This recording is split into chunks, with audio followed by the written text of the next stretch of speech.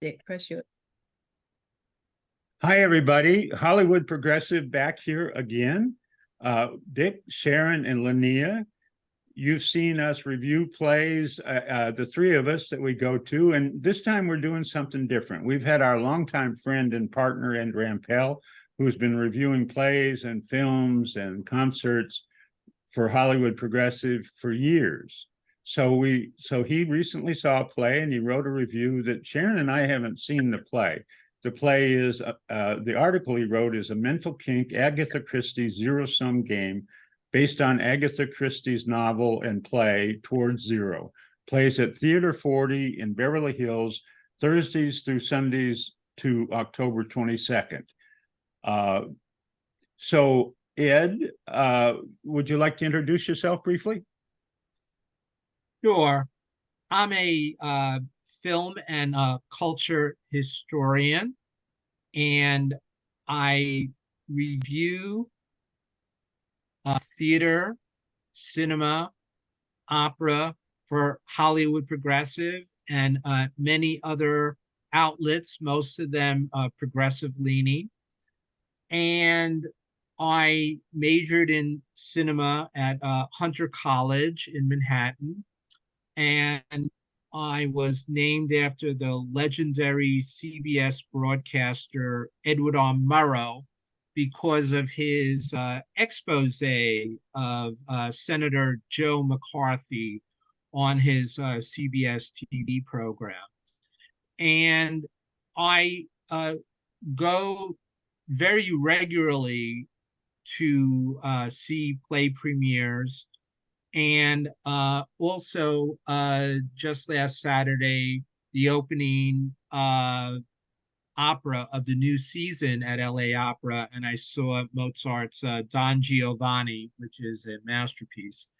And today we're here to talk about Agatha Christie's Towards Zero. And by the way, before, so I don't forget, there's a brand new film out now, directed by Kenneth Branagh and starring Kenneth Branagh as Hercule Poirot, who is one of the famous characters, along with Miss Marple, etc., created by Agatha Christie.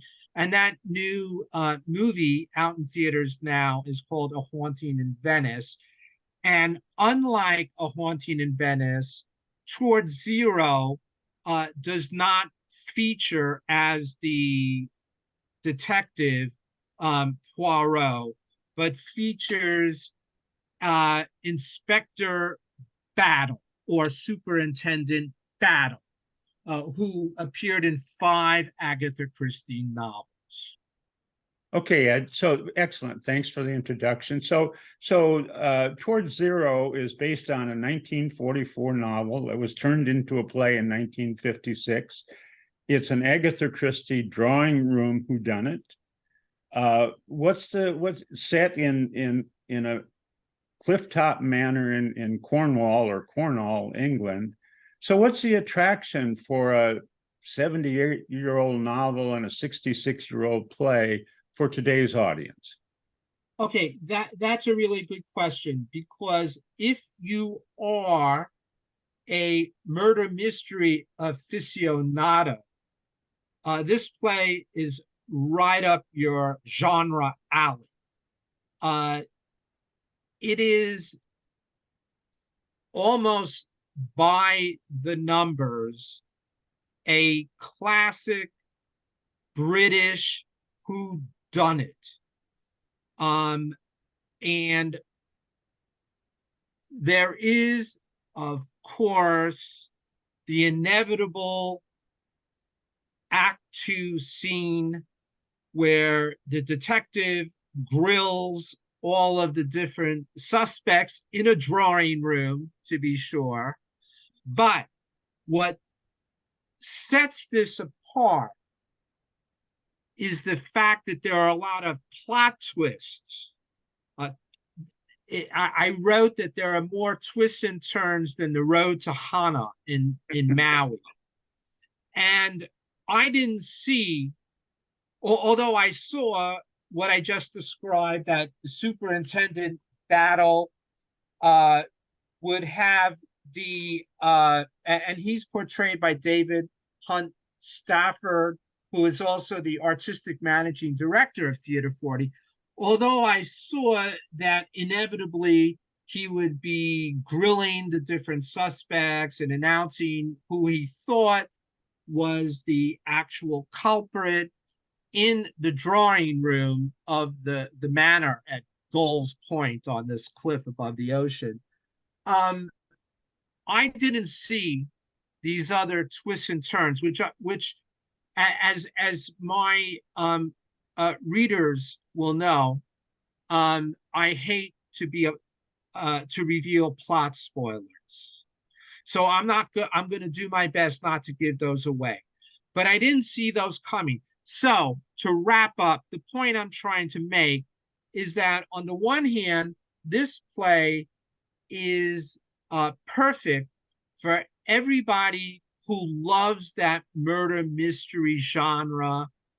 But for those who may find that those conventions to be creaky and tried and true and outdated, there are these plot twists that I couldn't guess were coming. Now, maybe a smarter person or a more perceptive person in the audience could expect it, but they were totally unexpected.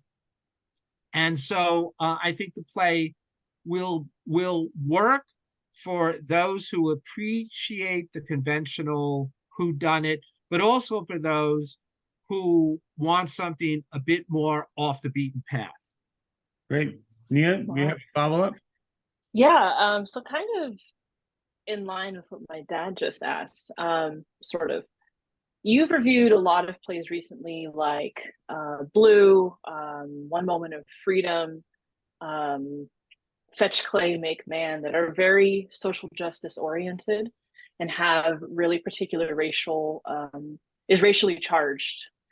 I'm curious if you could talk about the undertones happening in this play, Towards Zero, and what the draw would be for someone such as myself, or the matriarchs and patriarchs of my group of people. And I asked this only because when I was reading it and I was looking up the play, it felt very very white characters, written from the white point of view, written at a very white time. So I'm curious if you could just talk about the draw for someone like myself, or even Sharon, who would be curious about this. Sure. I should say that there's at least one character who is portrayed by a non-Caucasian, and this is a Japan-born Hisato Masuyama, who portrays Inspector Leach. So we have an Asian actor portraying a character with a very pronounced Scottish accent. So that was interesting. What's also interesting from the point of view of representation, you know, we often think about representation in terms of non-white, quote unquote, minorities.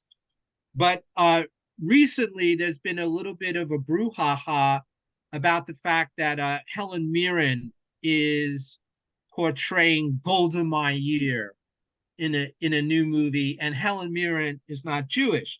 So one could say that in this cast of about 7 or so thespians set entirely in England, one could argue, well, only 2 of the actors are actually British in origin.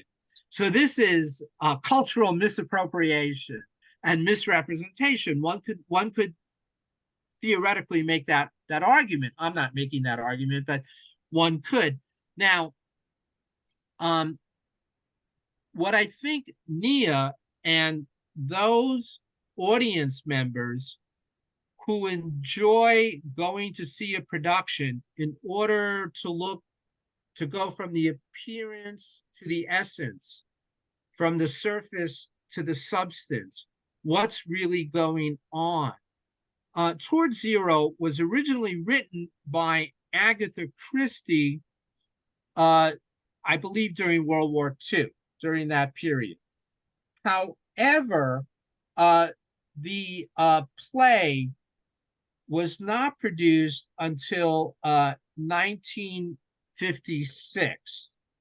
And it was written for the stage. Now, I'm not talking about the novel, I'm talking about the theatrical version by Christie along with Gerald Verner. And as I said, it came out in 1956. And the play that we see, one could read into it without doing plot spoilers, that it is a critique of that Rudyard Kipling like all we would in America we would say the all-American male, but in this British context, it's a critique of the all English, the all British, the very very cheerio, hip hip, the upper class, elite white English character. And the play came out the same year as the Suez Crisis in Egypt, in the Middle East. And the sun was beginning to set on the British Empire, where it had been known as the empire where the sun never set. And there was a growing independence movement. India had already become independent, and the British Empire was shrinking and was in the process, I shouldn't say beginning because it had already begun, but was in the process of dissolving. And this play, theoretically, one could argue, is a critique of that old empire ruling class mentality. And that is a very interesting facet of the play. You have a follow-up? Yeah. Thanks. Thank you, Ed. That's a good answer. And I'm glad to hear that the play does address or does include a critique of the British Empire. Like Nia, really, for most of my life, I've already talked about how I don't like fiction, but I especially never cared for Agatha Christie's work because Agatha Christie came from a time when the elite were the wealth supremacists, and they still are to a certain extent. It's kind of funny. I just did an interview maybe 3 or 4 days ago where I interviewed Marjorie Kelly, and Marjorie Kelly is the author of this wonderful book, Wealth Supremacy. And in Marjorie Kelly's book, she talks about the marriage of white supremacy and wealth supremacy and how effective they were in actually helping to create the British Empire. And my role as the publisher of the Hollywood Progressive and the LA Progressive is to kind of try to bring these things to light. I do not support the continued elevation of the elite as they are somehow entitled to the theft, the world theft, global theft. So for that reason, I would never, ever go to see an Agatha Christie play. But then I found out that Agatha Christie's work, because of her son, after she passed, her work was edited and modified. Many of her novels, as a matter of fact, one of her best-selling novels, which was the 10 Little Indians. Well, it was originally called the 10 Little Niggers. That's the original title of that. It was named after a minstrel song. And her son Richard changed the title. But the reason that he changed the title, he says, not using words that upset people just seems to me a very sensible position to have in 2020. So he changed the title in recent times of all of her novels that included offensive language, but it's not simply the removal of offensive language that will take a play and really transform it. It's the mindset of the person who wrote it. And so if this play, if you feel that this play does an adequate job of critiquing and highlighting the wrongs of the British Empire and doesn't take this upper crust class of people and maintain their elevated position, then I'm okay with it. And I would maintain that it does do that. Again, it's a constraint not to give away plot spoilers, because the whole point of a whodunit is to find out whether it was the butler or somebody else who did it. So I don't want to tell our listeners and our readers of Hollywood Progressive who the criminal is, who the culprit is. But I should also say that Mary Alden is a character portrayed by Katiana Rocker Cook, who I believe is one of the actual British cast members, I believe. And Mary Alden is a very, hardworking, put upon servant in the household, or caretaker in the household. So it does also show a member of the British working class, because those manners that they had, it's not King Charles and Camilla who are cleaning and waxing Buckingham Palace. Right. It's the workers who do that. So there is a working class character, and of course we could say, I don't know per se that the inspector and the superintendent are working class, but they're not necessarily members of the upper crust per se. Although we know often that the law enforcement does do the bidding of the ruling class. That's why they exist.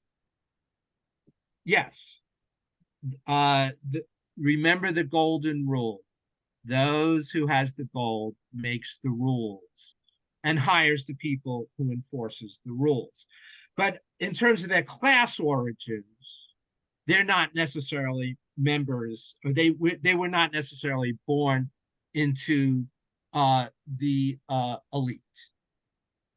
Well, good, Ed. Thanks for your analysis. Of the three of us, I might be the most likely to attend it, because I really like on Masterpiece Theater, I like the British whodunits like Endeavor, Right. Yes. Grantchester, George Gently, Vera.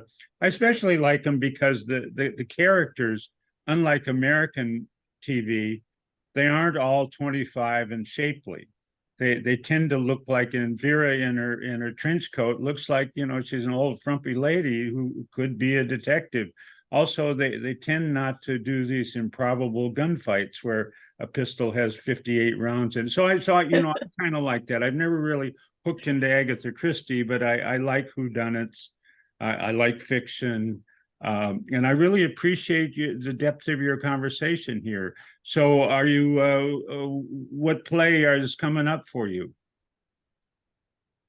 So we're going to a special production of Blood at the Root.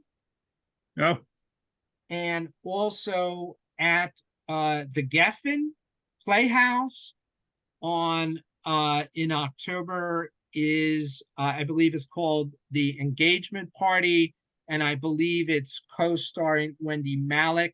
And can I get back to what you were just saying about the whole gunplay issue? sure. Because that's another thing.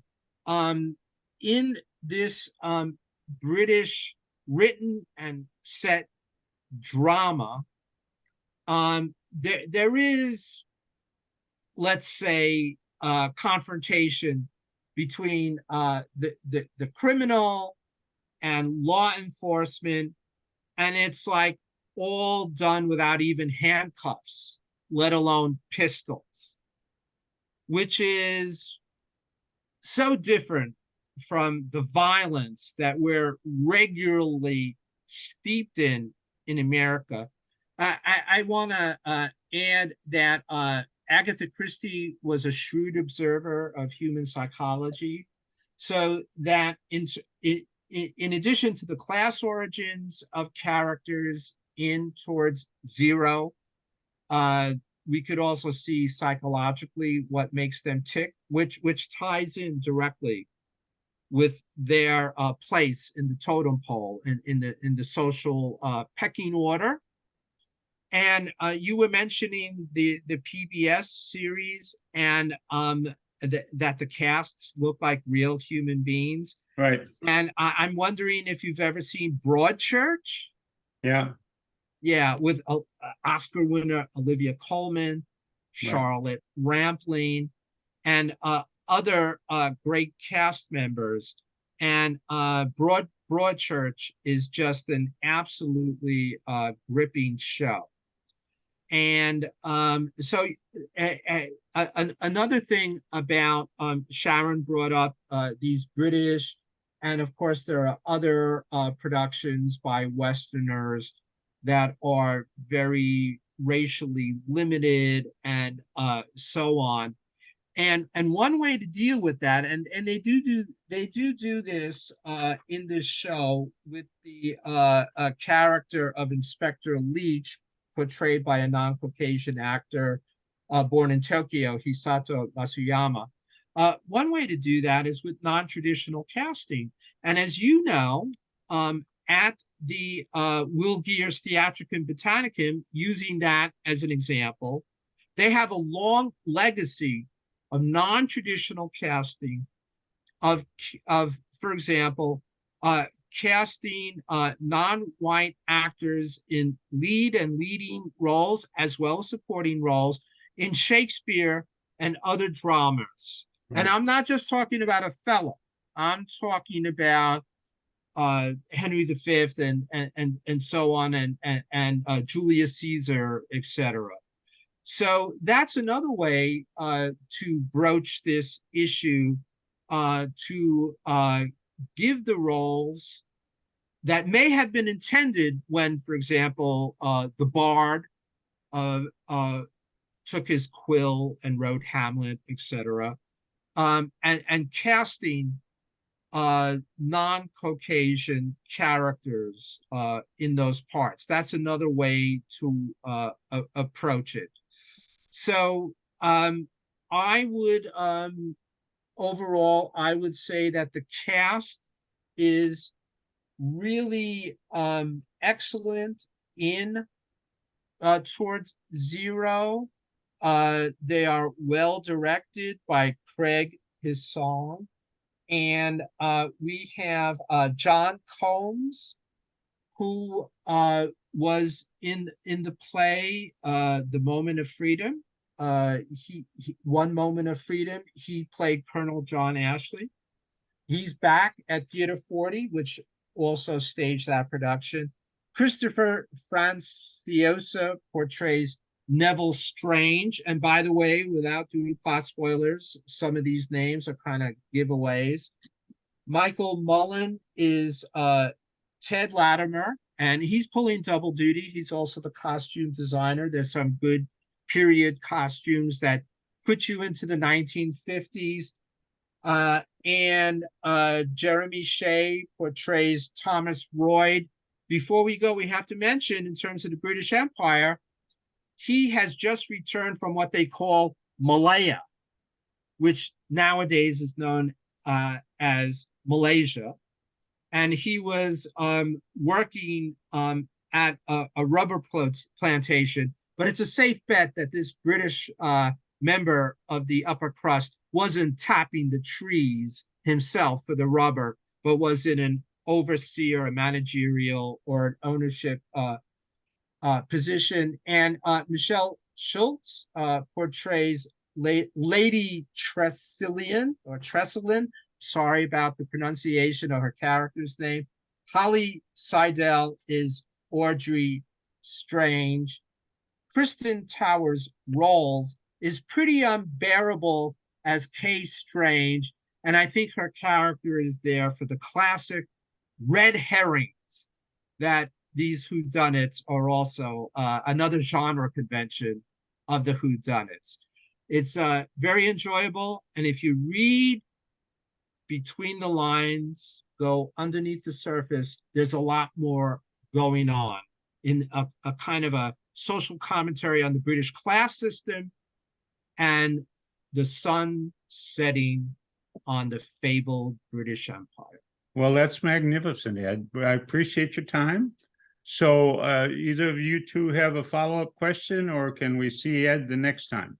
We can see Ed the next time. Ed is a great friend and he does great work. And we appreciate you spending some time with us this afternoon, Ed. Thank you. Absolutely. My pleasure. See you at the theaters. All right.